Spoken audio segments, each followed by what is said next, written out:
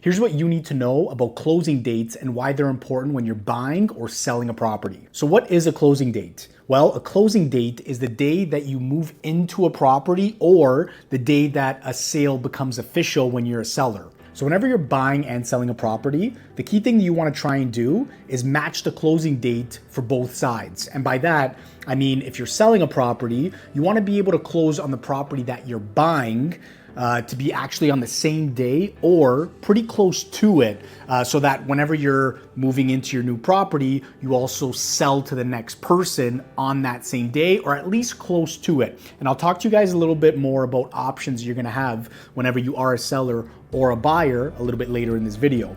But just try and remember the key thing that you want to try and do in most cases is get that closing date to either be exact or very close to one another.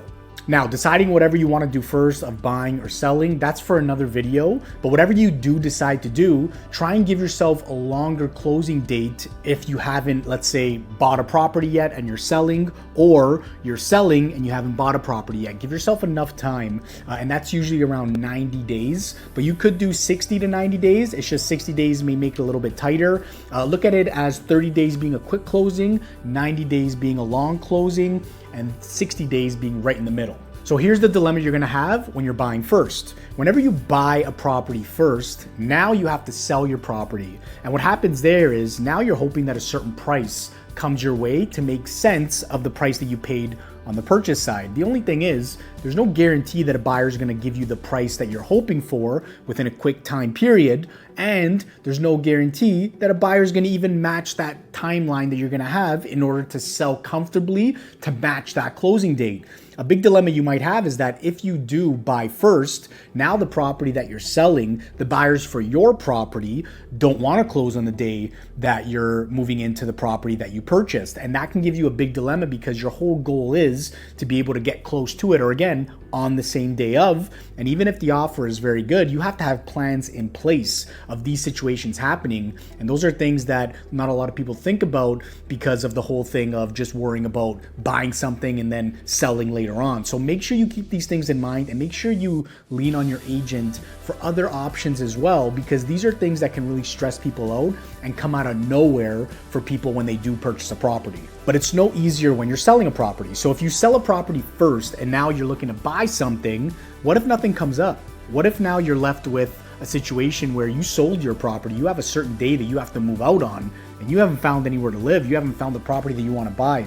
They both have dilemmas. So you have to be able to set yourself up so that at least if these situations do happen, you have a plan in place, like I said, on the buying side. Because if you do sell first, you have to give yourself at least long enough to have more inventory come to market, or just have options available to you to be able to make situations unfold comfortably for you so you're not stressed. So a popular option for people who want to move in first before their property closes is what's called a bridge loan from the bank or mortgage lender that you're getting the mortgage from. So what a bridge loan is it basically lends you the money before your property closes, for you being able to close successfully on the purchase that you made, so that you don't need the money from your property just yet. The bank will obviously charge you X amount of interest for having it for X amount of days. You have to obviously speak to the bank and say, okay, I want the bridge loan for whatever, 5 days, 10 days, whatever it is, and they charge you interest based on those specific days. But that allows people to be able to, let's say,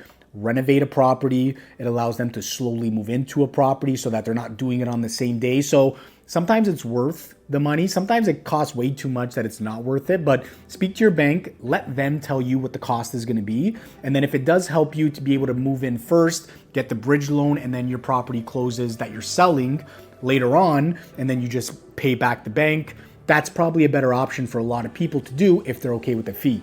So when you sell a property first, and let's say you're waiting to find the perfect property to purchase, make sure you have options available for you to live. And by that, I mean, let's say family members or other properties, whatever it is, have options available for you so that if you do need to live somewhere until you do find something, that might be something that you may want to prioritize if you do plan on selling first, because that can be a situation where, let's say you have a family, or you have people that you live with that are depending on living somewhere, and now if you haven't found the property, you have nowhere to live, that can be very stressful. So make sure you have these options in place before you sell your property. And some other key things would probably be for, maybe renting for a year. There's reasons that people sell their property first. If let's say somebody sells their property because they figure the market's going to go way down and they don't want to buy anything because the market's really high, this option of renting for a year and waiting for the market to go down